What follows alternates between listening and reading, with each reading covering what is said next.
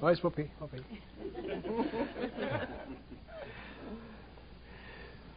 Fait que je fais des lectures pour me mettre en matière. Là.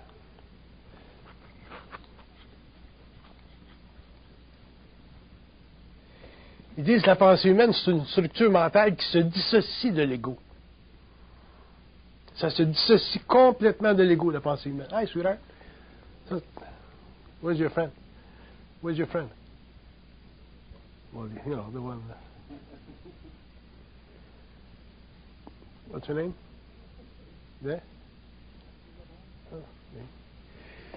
La pensée humaine se dissocie facilement de l'ego.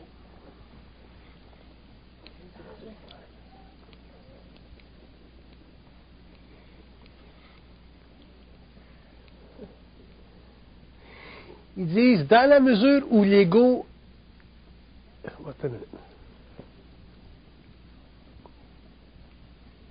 Dans la mesure où l'ego est volontaire à se dissocier d'elle. Ça se comprend-tu, ça? Est-ce qu'on comprend ça? Oui. Ça se dissocie de l'ego dans la mesure où l'ego peut se dissocier d'elle.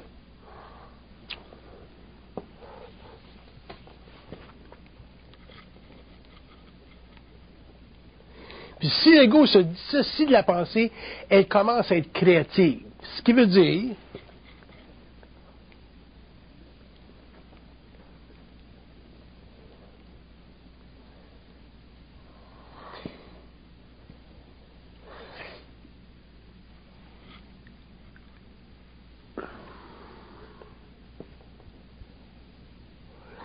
ça veut dire à ce moment-là, la pensée, elle peut pénétrer des arcanes de la nature qui sont fermés à la pensée rationnelle. C'est comme une porte, c'est comme une porte très sensible, une fenêtre très sensible. Si l'ego est capable de se dissocier de la pensée devient créative dans le sens qu'elle peut entrer dans les arcanes de la nature. Les arcanes, ça veut dire les côtés cachés de la nature, qui ne sont pas accessibles par la pensée rationnelle. Mais il faut que l'ego soit capable de s'en dissocier. On va regarder ça en soir. On va étudier ce phénomène-là. Il faut que l'ego soit capable de s'en dissocier.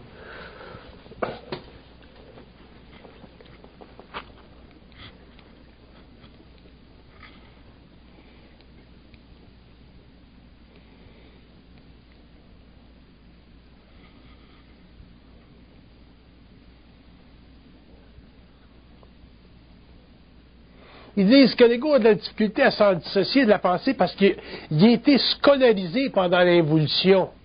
Il a été scolarisé à penser, à rationaliser. C'est du conditionnement, ça.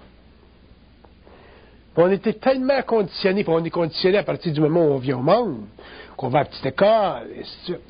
Fait que l'ego était tellement scolarisé pendant l'involution que c'est très difficile pour lui de se dissocier de la pensée.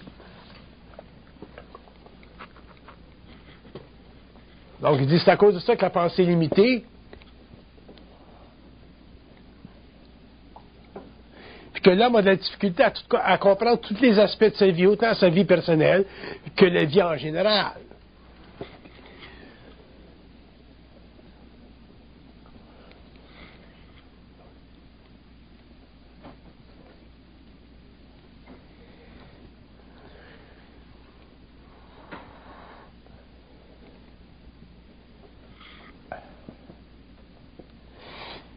Puis il dit, pour que l'homme en arrive à s'en libérer de cette limitation-là, il va falloir un jour, au cours de l'évolution de la conscience sur la Terre, qu'il en arrive à faire une connexion entre sa pensée et ce qu'ils appellent, eux autres, l'antitésation de la pensée.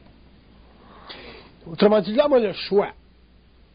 L'homme, il vit une pensée au niveau de l'antitésation de la pensée, ce qui veut dire que la pensée est connectée à une entité qui est à l'origine, ou l'homme vit la pensée simplement au niveau subjectif, donc de la réflexion. L'homme a le choix. Si l'homme veut en arriver à progresser au niveau du mental, à avoir une conscience plus universelle pour comprendre les arcanes de la nature à tous les niveaux. C'est comme on prend par exemple le phénomène de la politique, les ennuis politiques qu'on vit aujourd'hui. Si vous avez le choix d'étudier la politique à partir des journaux, les opinions, ce que vous avez à l'université, l'histoire, ou l'homme peut aller plus loin au niveau de l'antithétisation de la pensée, aller chercher de l'information dans les arcanes de la nature pour comprendre le phénomène politique, par exemple, qui se passe au Moyen-Orient. À ce moment-là, l'homme est automatiquement libéré de la grande émotivité qui participe à la structuration de sa pensée philosophique rationnelle pour en arriver à un constat politique, planétaire, karmique, sur une base de plusieurs années, plusieurs générations, plusieurs siècles. Donc l'homme en arrive à se dissocier émotionnellement de ce qu'il sait, parce que sa pensée est connectée à une entité quelconque qui est très, très personnelle à lui, dépendant de son niveau d'évolution. On a toutes des entités de différents niveaux. Au lieu de vivre une pensée purement réfléchie, basée sur des opinions que la presse nous fournit à gauche et à droite, souvent des opinions qui sont totalement limitées, nocturnes, et même des opinions souvent réellement stupides.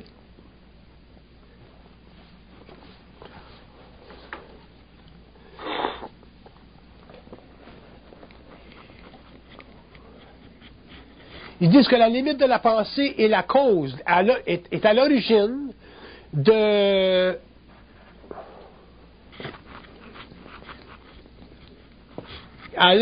la souffrance de l'homme sur la terre.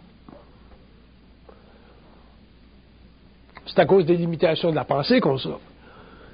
Si la pensée était connectée au principe d'antithétisation, comme j'explique, à ce moment-là, l'homme pourrait se dissocier émotionnellement de sa pensée et en arriver à comprendre les arcanes de sa conscience. Et à ce moment-là, l'homme ne pourrait pas vivre sur le plan matériel avec les mêmes inquiétudes existentielles qu'il connaît ou qu'il a connues pendant l'évolution. Et ça touche toutes les arcanes de sa vie, toutes les arcanes de la nature, toutes les arcanes de sa nature. À ce moment-là, le stress existentiel qui est généreusement offert dans une civilisation extrêmement compromettante et aliénante ne l'affecterait plus au niveau psychologique et l'homme serait capable de vivre dans différentes sortes de civilisations, dans différentes architectures sociales et ne pas être affecté psychologiquement, psychiquement, émotionnellement par les avenues évolutives de ces constats ou de ces perceptions.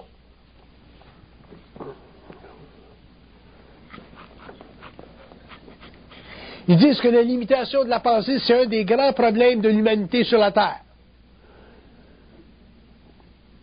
Et si vous extrapolez sur la problématique de cette limitation-là, vous regardez l'histoire de l'homme, vous regardez l'histoire des religions, l'histoire des politiques, l'histoire des religions et des politiques mélangées, comme on vit là, et vous avez suffisamment de problèmes ou dans le chaudron social ou dans le chaudron international pour avoir de l'angoisse pour le restant de vos jours.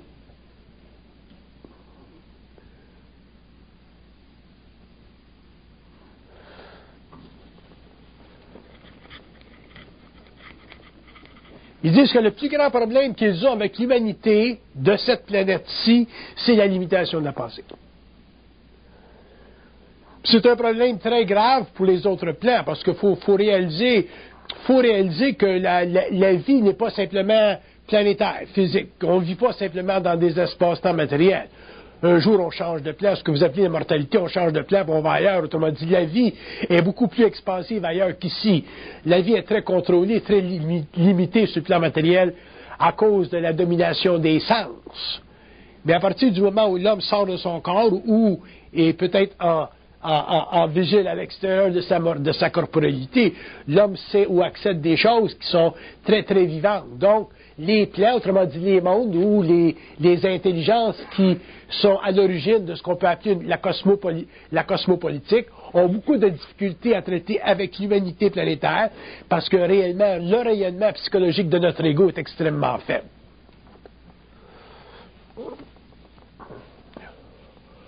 Bon, cette faiblesse-là, cette diminution-là de la conscience humaine sur la Terre est à l'origine ou fait partie des structures de ce qu'on appelle l'involution. L'involution, c'est-à-dire la descente de l'ego dans la matière.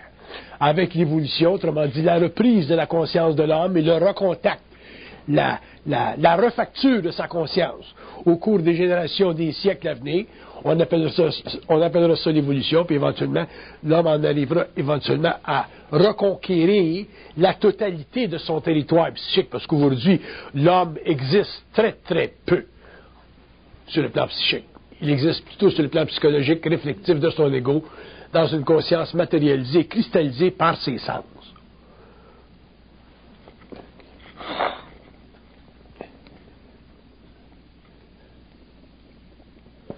Ils disent que la limitation de la pensée de l'homme sur la Terre, c'est une erreur de construction. Autrement dit, avant que l'homme soit sur la Terre, avant que l'homme soit invité à incarner dans un corps matériel, les espèces intelligentes qui sont à l'origine de la construction des formes de l'esprit de l'homme et de ses corps subtils ont fait des erreurs de construction. Et ces erreurs de construction-là sont à l'origine aujourd'hui de notre incapacité, de la limitation psychique de notre mentalité, autrement dit, de la grande ignorance qui existe dans la conscience des races humaines sur la Terre. C'est une erreur de construction qui, avec le temps, sera corrigée, mais c'est long.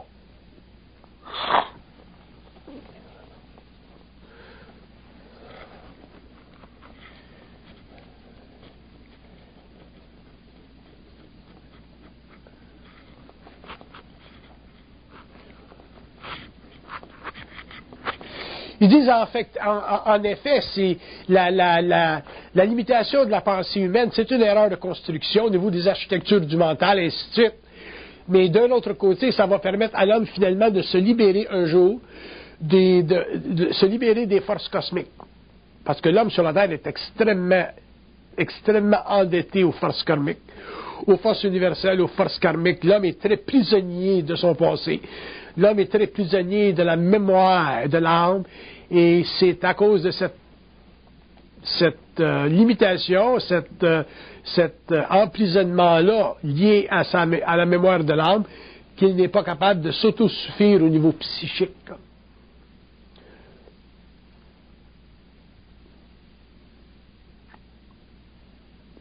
Mais avec l'évolution, l'homme reprendra sa conscience et aura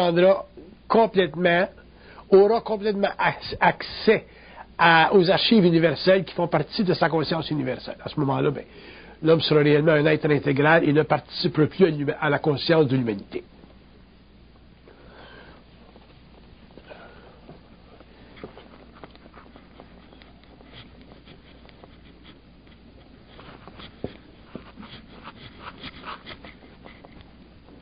Ils disent le problème avec les limitations avec la limite de la pensée humaine, c'est que vous avez dans des mondes parallèles, des mondes qui nous sont invisibles à nos yeux, vous avez dans ces mondes-là des êtres qui utilisent la pensée humaine contre l'homme. Et cette utilisation de la pensée humaine contre l'homme, que j'appelle l'astralisation de sa conscience, est à l'origine des grands problèmes qu'on a sur la Terre à tous les niveaux et de l'ignorance qui couvre la superficie de la planète et qui structure l'évolution historique de la conscience humaine en fonction de la programmation karmique des âmes incarnées à l'extérieur ou à l'intérieur des structures sociales qui font partie du domaine de l'histoire. Et ça, c'est très grave, parce qu'au niveau cosmique et au niveau universel, des entités qui, de très très haut niveau, ont de la difficulté à se mettre en contact télépathique avec l'homme. Donc, l'homme est obligé, pour survivre sur le plan matériel, de réfléchir constamment par rapport aux événements de la Terre. Et en réfléchissant constamment par rapport aux événements de la planète, il n'est pas capable de créer une constante universelle pour établir un pont entre lui-même et l'invisible pour la correction des erreurs qui ont été commises à l'origine de sa création.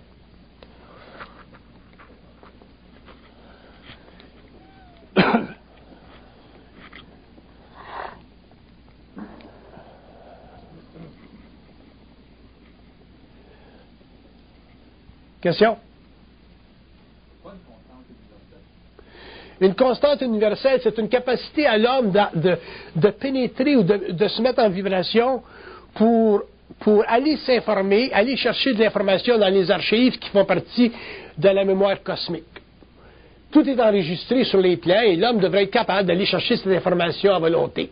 Il n'est pas capable parce que sa pensée est trop limitée, parce qu'il est fondamentalement un être réflectif et la conscience de son ego est formulée ou est structurée par rapport à une mémoire de la race qui a une grande influence sur son comportement social, psychique et philosophique et psychologique, de sorte que l'homme est extrêmement limité à s'allumer, c'est-à-dire à prendre conscience d'une totalité intégrale en ce qui concerne le phénomène.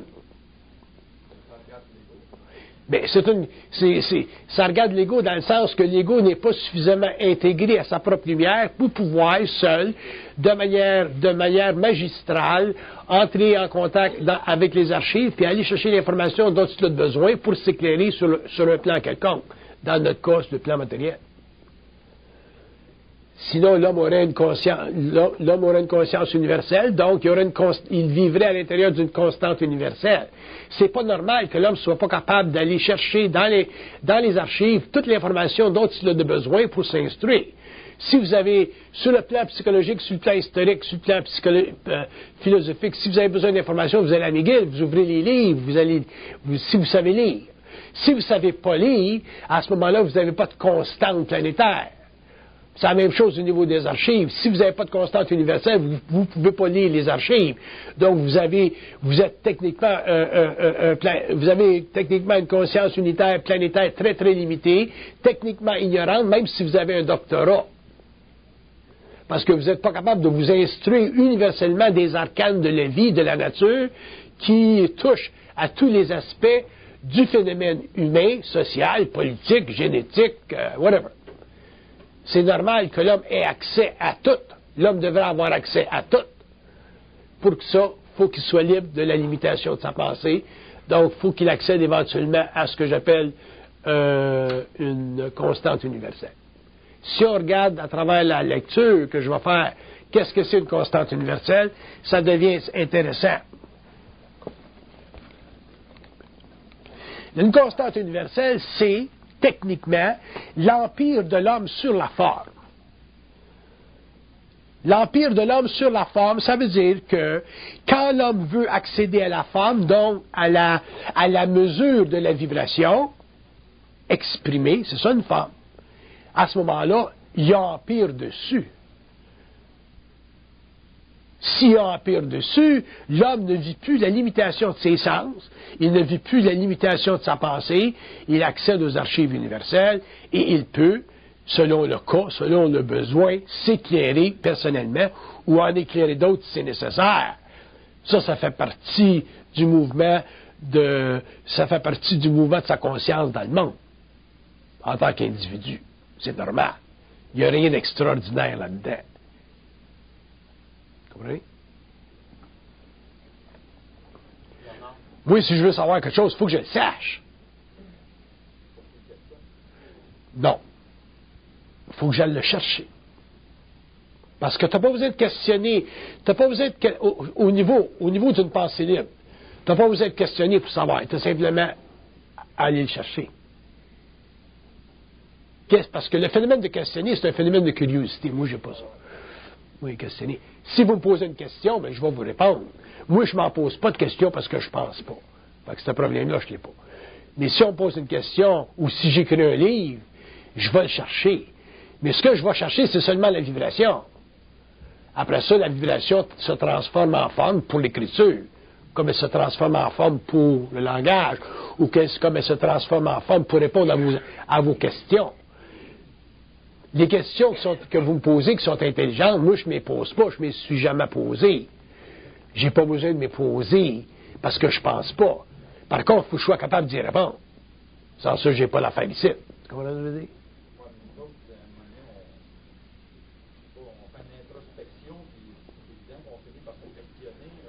Ouais. Bon, si on regarde ça, ce que vous dites, au niveau de la lecture,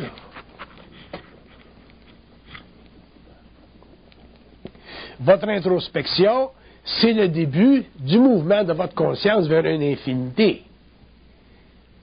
Mais votre introspection, elle va être finale, elle va être totale, elle va être parfaite quand vous accéderez à votre propre infinité. Mais c'est quoi votre infinité? C'est votre capacité d'avoir ou d'atteindre ou d'accéder à une constante universelle, c'est-à-dire pouvoir savoir ce que vous avez de besoin. Pas savoir n'importe quoi que tu n'as pas de besoin. Il y a trop d'intelligence dans l'univers pour perdre son temps avec ça. Mais d'avoir besoin de ce que vous avez besoin de savoir. Fait que l'introspection, c'est le début de ça. Mais dans l'introspection, il y a un problème.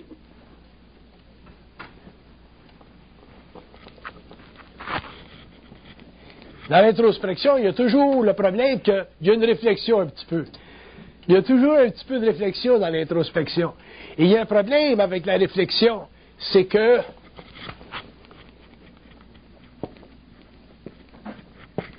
la réflexion, de par sa nature, ça diminue le pouvoir de l'esprit. Parce qu'oubliez pas une chose, ce qu'on appelle l'esprit ou l'intelligence intégrale, c'est pur, ça. Autrement dit, ça n'a aucune base dans l'ego. Alors, si c'est pur et ça n'a pas de base dans l'ego, il faut absolument que l'ego, lui, en tant que vecteur humain, soit capable d'accepter l'infinité de cette affaire-là. Pour ça, il faut que l'ego soit capable d'accepter ça sans vivre le doute de ça. Là, il est là le touch. Il est là le test. Fait que quand vous faites de l'introspection, vous allez aller aussi loin que votre ego vous le permet. C'est ça le problème de l'introspection. Là, l'ego, à un certain moment donné, vous allez vivre un shutdown. Où vous vivez le shutdown, c'est là que l'infinité apparaît. Vous autres, vous arrêtez là. C'est pour ça que dans l'introspection, ou même dans l'intuition, il y a toujours un peu de réflexion de l'ego. C'est pour ça que ça fait aussi partie des outer limits de la pensée limitée. Mais c'est déjà un mouvement créatif, partiel. OK?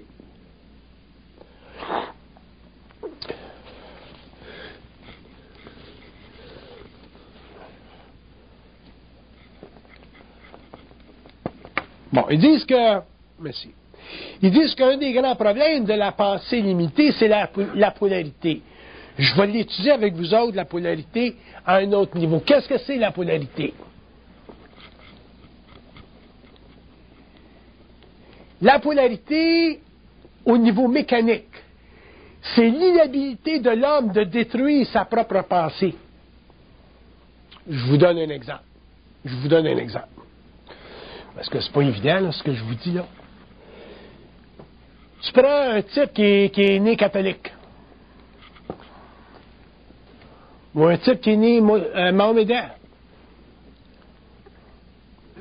Si tu es né mahomédan, puis tu veux passer à une conscience universelle, tu vas être obligé quelque part de faire sauter le concept d'Allah.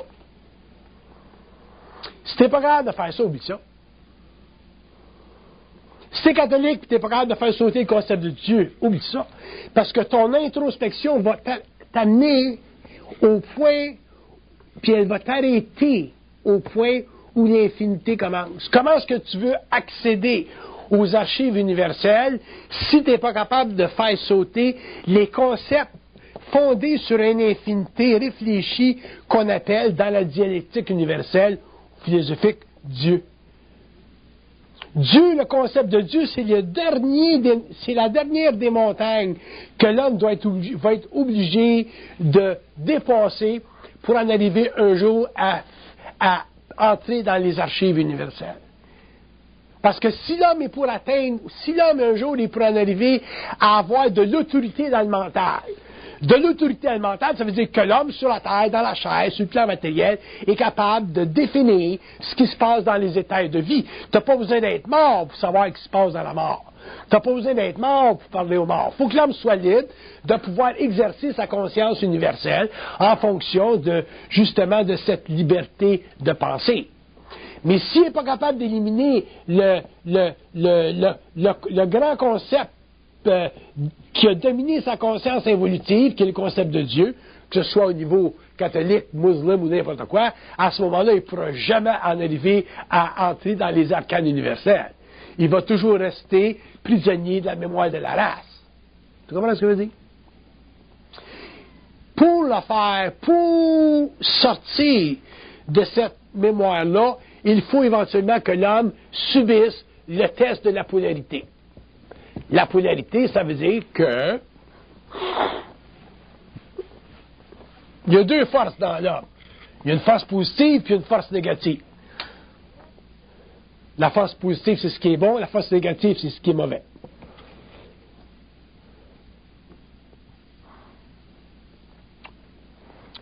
Dieu, lui, le concept de Dieu contient les deux.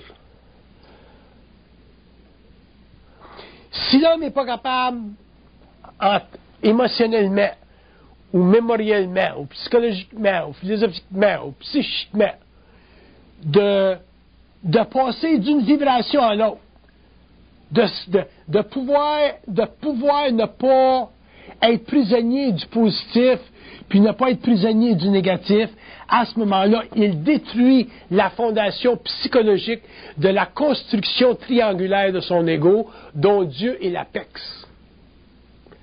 C'est pour ça que les gens qui vivent en contact, par exemple, les gens qui s'avancent vers une sorte de conscience un petit peu plus avancée, un petit peu plus ésotérique, un petit peu plus occulte de la conscience humaine, éventuellement en arrivent à vivre l'impression qu'ils sont en train de craquer.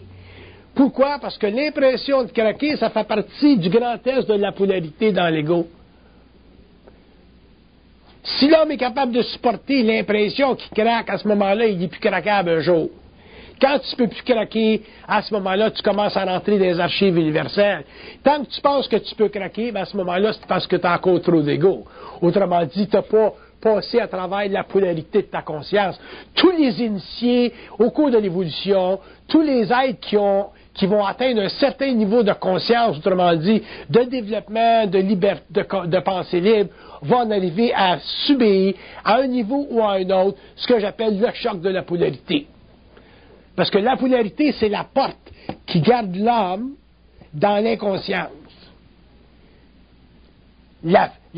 L'élimination, la réduction ad absurdum de la polarité, c'est-à-dire la capacité de comprendre, de passer du négatif au positif pour en arriver finalement à faire une intégration de toute l'énergie de la conscience humaine, il va falloir que l'homme se libère de la polarité. Il va le vivre. Ça va faire partie de son évolution. Quand les psychologues disent souvent, par exemple, le génie et la folie, c'est proche. Le génie et la folie. Vous avez vu le film, là, comment est-ce qu'on appelle, là, A Beautiful Mind? Hein, t'es un mathématicien, autrement dit, t'es un génie, qui vit à schizophrénie, autrement dit, la folie. Le génie et la folie, c'est proche. Pourquoi est-ce que c'est proche, le génie et la folie? Parce que les gens qui sont géniaux, autrement dit, qui ont du génie, même s'ils s'en rendent pas compte, parce que c'est pas parce que tu es un génie que tu sais ce qui se passe dans ta tête. Tu es simplement le véhicule de ça. Mais souvent, les gens qui sont géniaux sentent qu'il y a des forces en eux autres qui sont agissantes. Les grands écrivains dans le temps appelaient ça des muses. Je ne sais pas moi, Chateaubriand, Hugo, les grands peintres, ils savent que même celui qui écrit des livres, l'Américain qui écrit des livres, Stephen King, là, il est après écrire un livre là, qui s'appelle On Writing. Au lieu d'écrire sur writing, l'écriture, il écrit son livre sur le on-writing. Autrement dit, comment est-ce que ça marche, son écriture? Qu'est-ce qui se passe dans l'écriture? Puis il en parle de ses muses, il en parle de ses forces qui sont en dehors de sa conscience planétaire et qui s'exécutent à travers lui, qui lui donnent la caractéristique d'être génial, le sens d'avoir accès à de l'information dans une quantité qui dépasse en général la pensée limitée et réfléchie de l'ego. Donc, le phénomène de la polarité, ces gens-là ont tous vécu un petit peu de folie, un petit peu de schizophrénie, un petit peu de grand questionnement. Puis plus tu vas loin dans leur culte de la conscience, bien plus tu le vis, plus tu vis cette polarité-là, et éventuellement, quand tu es capable de la vivre là, dans l'extinction totale de l'ego, à ce moment-là, tu as définitivement accès aux archives universelles, puis tu as une conscience télépathique, tu n'as plus de conscience réfléchie, tu n'as plus besoin de penser, et tu peux communiquer à différents niveaux avec le monde sur le plan matériel ou avec des entités sur les autres plans, et à ce moment-là, ben, tu as accès à une pensée libre qui n'est plus ou qui est totalement libérée du connu, comme disait Krishnamurti dans le temps. Parce que tant que la pensée n'est pas libérée du connu, la pensée, elle est contenue dans les archives mémorielles d'une conscience planétaire qui fait partie de la mémoire de la race. Tu vas aller nulle part avec ça.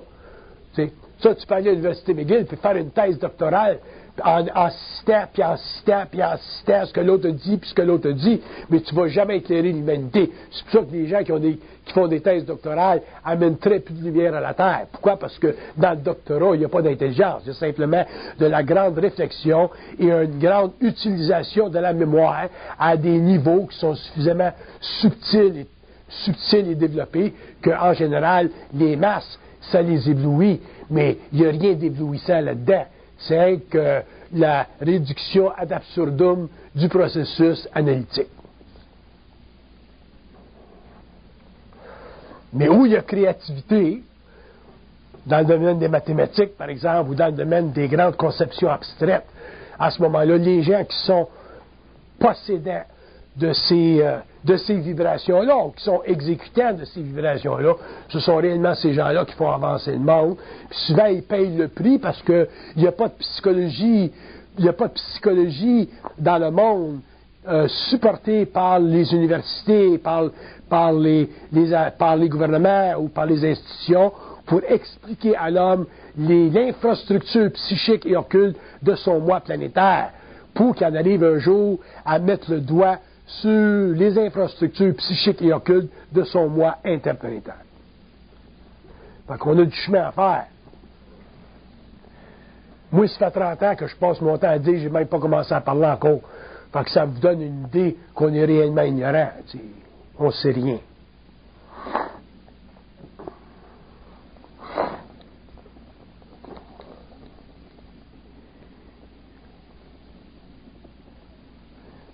Pour rentrer dans l'absence de limitation de la pensée, il faut avoir en tant qu'ego une très grande aversion pour la pensée. Si tu n'as pas d'aversion pour la pensée, c'est évident que l'homme ne pourra pas vivre d'une conscience mentale libre. Vous autres, pour l'homme en général, penser, c'est le fun parce que vous êtes tellement habitués à aller clopin dans votre vie, à un niveau de pensée réfléchi, que vivre ou avoir la notion, ou prendre conscience de la notion d'une pensée non réfléchie, où tu ne peux plus penser, pour vous autres, pour l'homme, je ne parle pas de vous autres dans la salle, là, mais pour l'homme en général, c'est très inquiétant au niveau de l'ego. Mais l'homme va être obligé de faire ce saut-là un jour, parce que c'est à partir de ce point-là qu'il va rentrer dans une autre étape, où il va pouvoir convertir finalement la vibration dans une forme, mais cette fois-ci librement, c'est-à-dire dans le cadre d'une conscience qui a accès à volonté à ce qu'on appelle les archives universelles. Autrement dit, ce qui est su et connu. Question? Et je continue.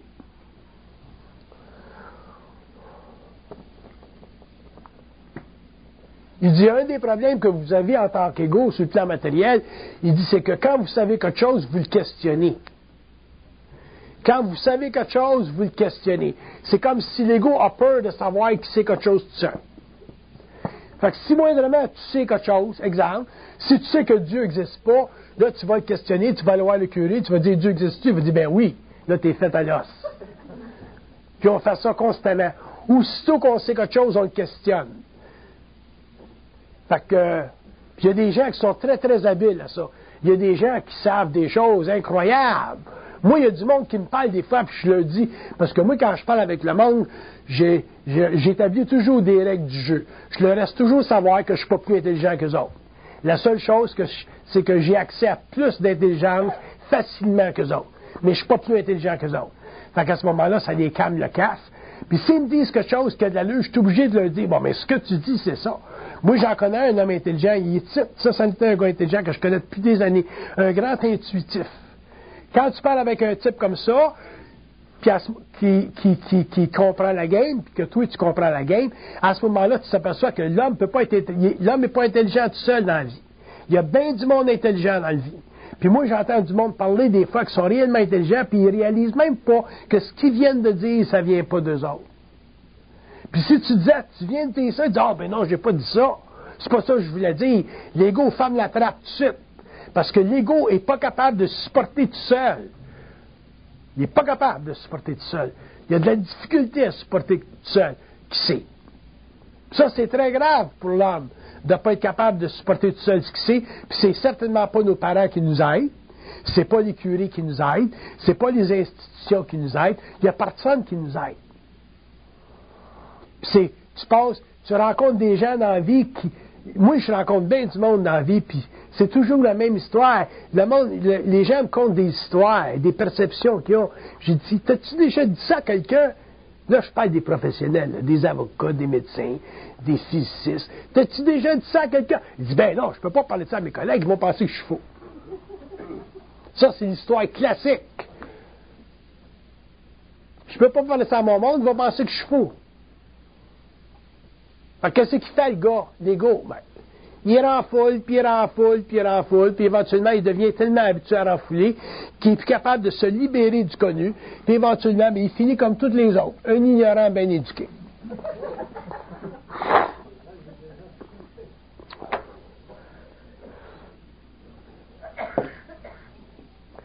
Fait que si vous savez quelque chose, trouvez-vous un partenaire. Parce que c'est évident, vous n'êtes pas capable de parler tout seul encore, parce que même là, si vous parlez tout seul, vous allez vous inquiéter. Vous n'êtes pas capable de vous parler tout seul sans vous inquiéter. Aussitôt que vous parlez tout seul, vous posez des questions. Je suis en train de capoter. Le psychiatre, c'est qui va te dire, si tu parles tout seul, on va te donner des pilules. Le curé, si tu parles tout seul, c'est qui va te dire, ben, tu parles à Satan. Fait qu'on est toujours dans la merde. Tandis que si tu as quelqu'un qui est sympathique, puis tu dis, je parle tout seul, puis il dit, ben moi aussi, ben là, t'es correct. Là, tu viens de régler ton affaire. Si t'en as 4 de même, ben là, tu fais réellement régler ton affaire. Moi, j'en ai 5000 chums dans la province de Québec qui parlent tout seul. Ben, je viens de régler mon affaire.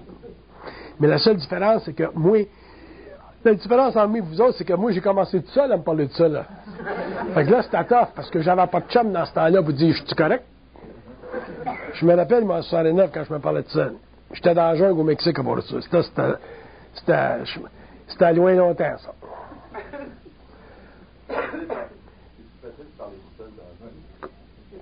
Oui, mais ça, c'est un qui m'a protégé contre des accidents d'automobile. Parce que je t'ai dit que j'étais pas mal sauté dans ce temps-là. Bon. Fait que... arrêtez donc de vous questionner. Mauvaise habitude.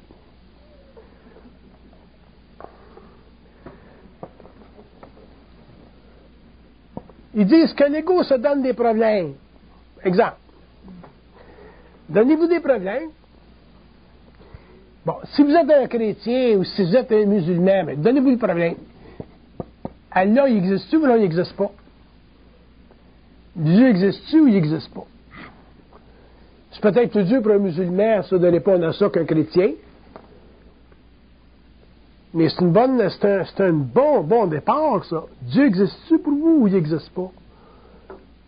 Checkez ça. Si vous êtes un ancien curé, une ancienne sœur, si vous avez été bien religieux, si vous avez un certain âge, checkez ça. Dieu existe-tu? Comment est-ce que vous allez... Parce qu'il faut résoudre le problème de Dieu un jour. Pourquoi?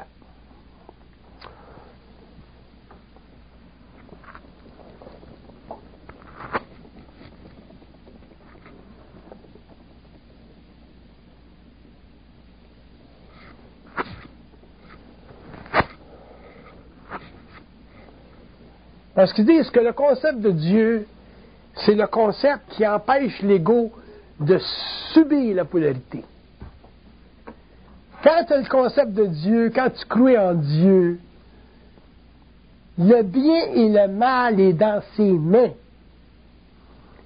C'est lui qui rend le show du bien et du mal.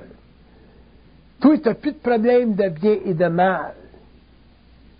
Tandis que quand tu es seul, puis tu as éliminé consciemment le concept de Dieu, là, c'est toi qui es obligé de dealer avec le bien et le mal. Là, c'est toi qui deviens Dieu. C'est toi qui deviens la tête du triangle. Tu es obligé de dealer avec le bien et le mal. C'est toi qui es obligé de faire une bonne action. Puis c'est toi qui es obligé de faire une mauvaise action. Puis quand tu fais la bonne action, il faut que tu sois sûr que ce soit intelligent. Puis quand tu fais la mauvaise action, il faut que tu sois sûr que ce soit intelligent aussi. Parce que Dieu est toujours intelligent. Vois-tu, c'est subtil. Tu sais, quand tu vas à l'église le dimanche, puis tu donnes 10 piastres dans le bol, il n'y a pas de problème pour toi de supporter la bonne action. Ce qui est bon, c'est bon. Si tu as bien de l'argent, c'est intelligent. Mais si un gars vient chez vous, puis il vole dans ta maison, puis il viole ta femme, puis t'as un gun, là, tu vas avoir, puis il risque, supposons que tu sais qu'il peut tuer ta femme, il peut tuer ton enfant, c'est un vrai criminel, mais tu as un gun dans ton tiroir. Là, il faut que tu fasses une mauvaise action pour prendre le contrôle de la situation. Si tu n'es pas capable de faire la mauvaise action, puis supporter ton action négative, à ce moment-là, tu es fait à l'os. Le gars, il va violer ta femme, puis il va peut-être te tuer aussi. Mais si tu es capable de supporter la mauvaise action parce que tu es finalement libre du concept de Dieu, à ce moment-là, ben, tu n'as plus de problème de tuer le gars dans ta maison. Même tu es content de le faire. Tu le ramènes simplement à ses plans. T'aides la société. Tu comprends? Moi, un gars qui vient chez nous, il est fait, ça c'est sûr. Comment je serais Bernard de Montréal, que je serais bien conscient. Le gars, il sort pas de la maison, c'est sûr. Je vais le mettre d'un drap, d'un sac, je vais le mettre dans le lac, je le donne, c'est sûr. Il n'y a personne qui va le savoir. J'ai aucune émotion, c'est réglé mon affaire. Don't fuck with me in my house. Ça, c'est sûr.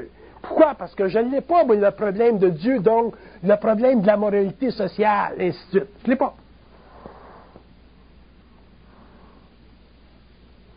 Je suis capable de dealer avec le positif, puis je suis capable de dealer avec le négatif, parce que j'ai réglé le problème de polarité. Je vais très bien dormir le soir quand tu vas être sous l'eau, lui. Ça, c'est sûr. Tandis que vous autres, vous allez avoir des inquiétudes. Vous allez faire des gaffes. Vos émotions vont vous faire des gaffes. Au point qu'un jour, vous allez dire quelque chose dans un restaurant, puis il va y avoir une police à côté, puis tu vas te faire donner. Rien qu'à cause de tes émotions, tu vas te donner. Parce que moi, c'est fini. Il est mort. Même je vais y parler, mais qu'il soit de l'autre bord. Mais allez le voir dans l'astral. Fait que le problème de la polarité, c'est bien, bien important. C'est le grand problème de l'évolution. C'est pour ça que les religions, qui sont très nécessaires pour les masses, ça je suis sûr, puis j'ai pas de problème avec ça, les religions sont très nécessaires pour les masses parce que l'homme est trop ignorant pour passer à la conscience, l'homme a besoin de religion, mais les religions ont créé tellement de polarité dans la conscience humaine qu'aujourd'hui, l'homme est émotivement prisonnier de son ego. Rien qu'avec ses émotions spirituelles. L'homme aujourd'hui est prisonnier de son ego, puis ça mène à quoi? Ce qu'on vit dans le monde, les guerres, tout. Mais un jour, ça va disparaître des religions, puis ça va être très long, parce que l'humanité, c'est un processus évolutionnaire, c'est très long. Regarde ce qui se passe en Palestine, là. En Israël. C'est abominable. Fait que ça fait partie du karma des nations. Tu t'en occupes pas.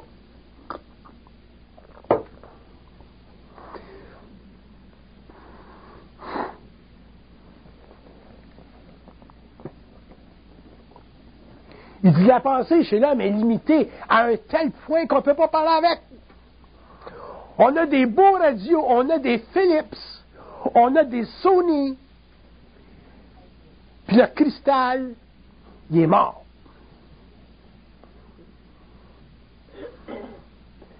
Puis on a des radios parfaits. Parfait. Parfait. Il n'y a aucun problème avec l'homme. C'est une machine super. Mais on est toujours sur le AM.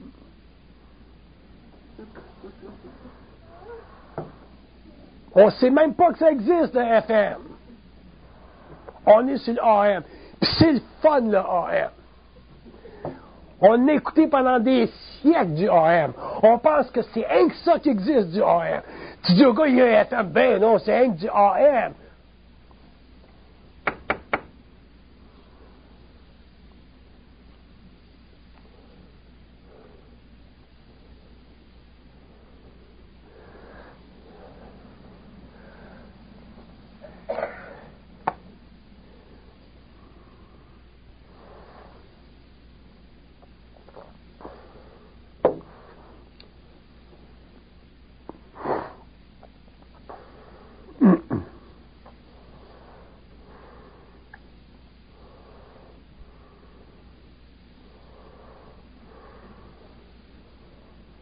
Question sur la limite de la pensée. Est-ce que l'élargissement de la pensée, ça va avec l'ouverture de la conscience, l'agrandissement de la conscience? Ça fait partie de ça. C'est l'équivalent. Hein? C'est ça. L'agrandissement de la conscience s'amène à l'ouverture de la pensée, au développement de la pensée. La conscience en tant que telle, c'est quelque chose qui ne s'explique pas ou qui... La conscience en tant que telle?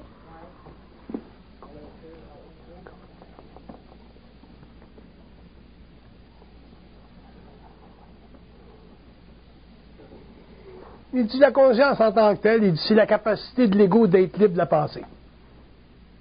Plus l'ego est libre de la pensée, mais plus il est conscient. C'est mal. La phrase, en tout cas, c'est pas la place. Oh! Il dit c'est la tête de cochon de l'ego. L'opposition que l'ego met. Tout le temps. C'est-à-dire que l'ego ne voudrait pas évoluer dans le fond.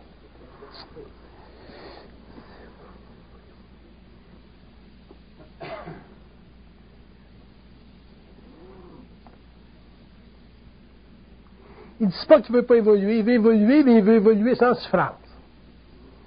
Ça, c'est pas possible.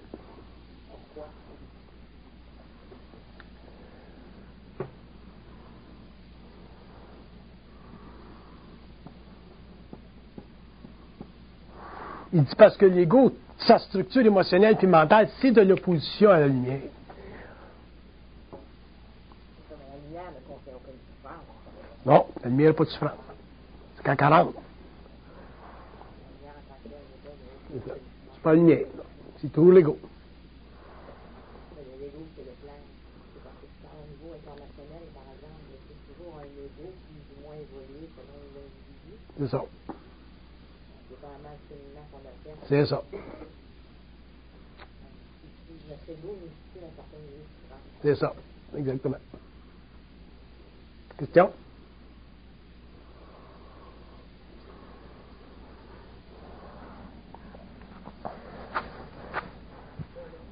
Oui? Est-ce que plus on est conscient, plus la souffrance est forte ou moins forte? Ah, ça c'est intéressant.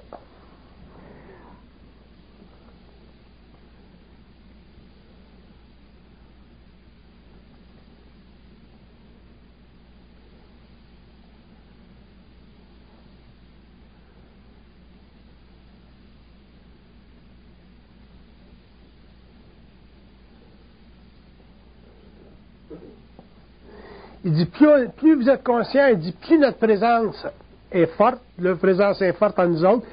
Puis le fait de leur présence, quand tu prends conscience que tu es réellement habité des autres plans, à ce moment-là, leur présence est très forte, donc leur volonté est très grande, puis ça, c'est dur pour l'ego. Ça, c'est dur. C'est dur. Puis ça crée une souffrance. Puis plus tu es conscient, mais plus cette souffrance-là est aiguë. Par contre, ça, c'est quand ils font du travail de transmutation.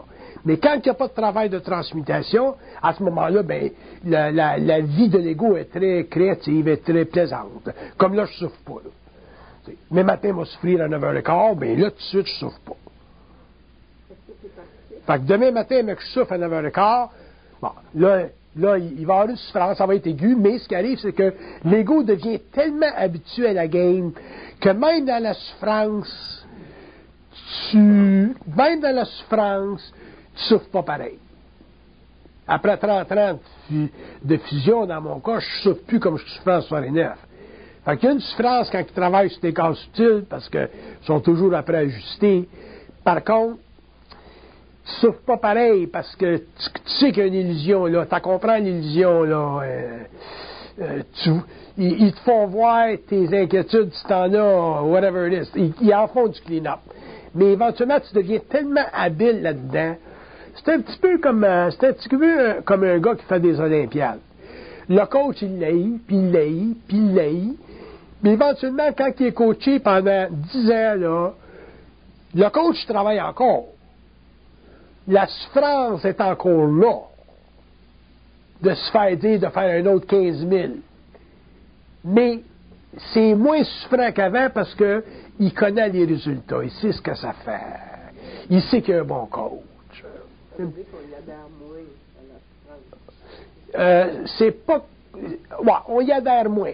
Et là, ben, on y adhère moins. Moi, quand je souffre, c'est bien aigu. Mais je vis plus ça comme avant. Mais c'est aigu. Je les haïs, je les haïs, c'est terrible. Mais par contre, je connais la game. Fait qu'à ce moment-là, la souffrance est moins au niveau de l'ego qu'elle est au niveau seulement purement énergétique. C'est au niveau du système nerveux. Là. Un peu de mal. Mais là, ça dépend des individus. J'essaie de vous expliquer un petit peu comment ça.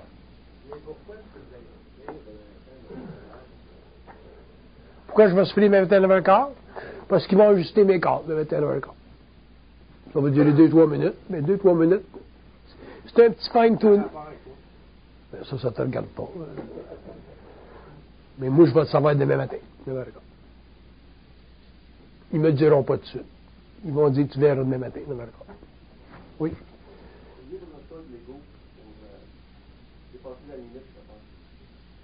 Le libre choix de l'ego pour développer.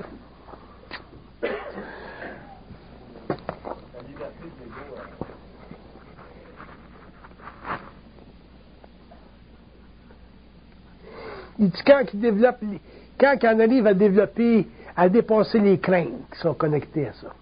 Les craintes. Parce que dans la souffrance de l'ego, il y a toujours de la crainte. Il n'y a pas de crainte quand tu es heureux. Pas quand tu fais l'amour à ta femme que tu as de la crainte. C'est quand tu ne peux pas y faire l'amour. Fait que, quand l'ego en arrive à se libérer de la crainte, c'est là qu'il commence à rentrer dans la liberté de sa conscience mentale. Parce que la crainte, c'est une caractéristique de l'architecture astrale de la conscience humaine. C'est ça qui est à la base des illusions. Plus l'ego devient conscient, mais moins il y en a, ben, plus sa pensée devient libre. Moins elle est restreinte.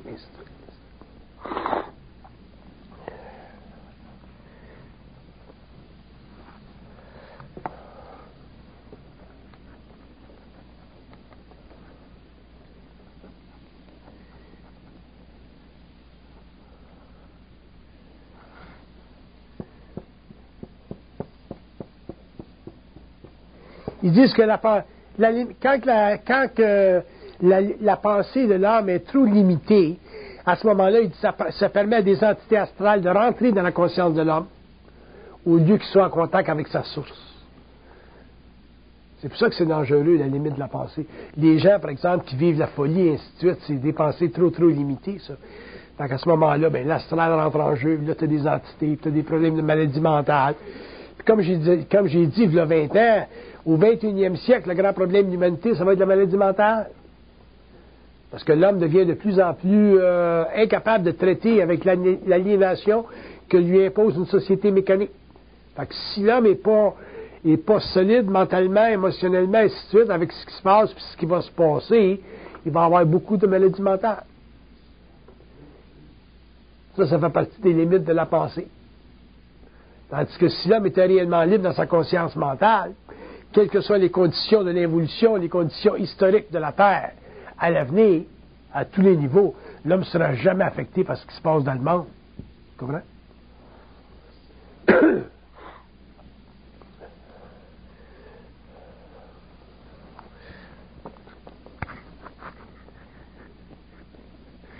Ils disent que la chose archive, ça fait partie de la domination de l'homme sur la femme. Ça fait partie de son droit à l'homme d'accéder à la femme. Il y a des contrôles, ça je suis d'accord. Il y a des contrôles sur la femme. Parce que s'il n'y avait pas de contrôle sur la femme, l'homme aurait des connaissances sur la Terre qui seraient trop rapides, trop avancées pour sa civilisation, ça créerait des dégâts. Mais pour son bien-être à lui, l'homme devrait avoir accès, dans un temps ou dans un autre, aux archives. Donc, à la femme.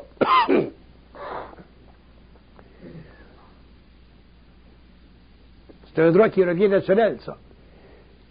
Mais ça ne peut pas y être donné gratuitement. Il faut qu'il y ait transmutation de séquences subtiles. Parce que si l'homme était donné une conscience libre, comme ça, qu'il avait accès aux archives, à toutes ces connaissances-là, et qu'il y aurait de la réflexion dans l'ego, ben, l'homme voudrait posséder l'homme, ce serait de la domination abominable. Puis on aurait de la magie noire sur la terre. Fait que ça ne sera jamais permis, ça.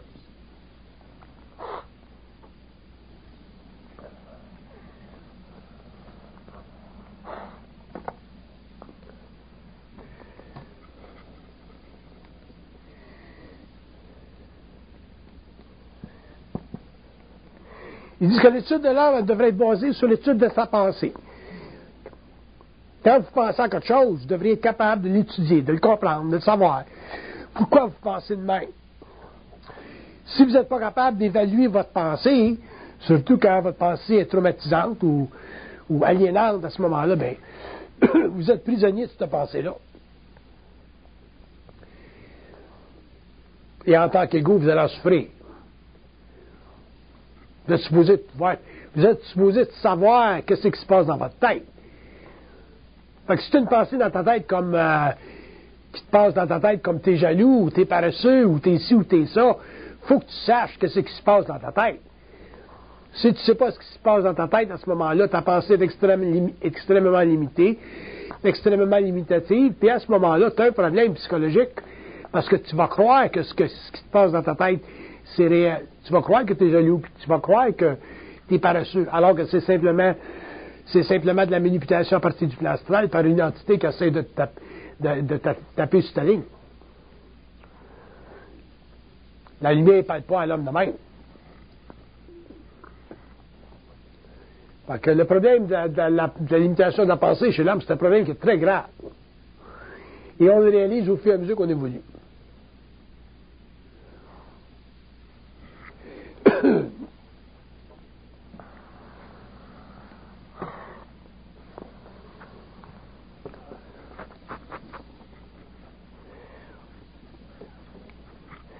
Il dit, à la mesure où l'homme se situe par rapport à lui-même, il doit en arriver à se situer par rapport à nous autres. Tu ne peux pas te situer par rapport à toi-même de manière parfaite si tu n'es pas capable de se situer en tant qu'homme par rapport au plan.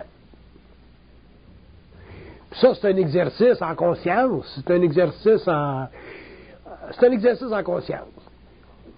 Fait que si tu as des pensées comme une pensée comme t'es jalouse, ou t'es jaloux, ou t'es paresseux, puis que vous savez que la pensée vient d'ailleurs, à ce moment-là, tu es capable de questionner la validité de cette pensée-là. Fait qu'à ce moment-là, tu te situes par rapport au plan. En tu te situes par rapport au plan, si ça vient du plan astral, autrement dit, des niaiseux dans le plan astral, tu vas le savoir, fait que là, automatiquement, tu vas t'en libérer.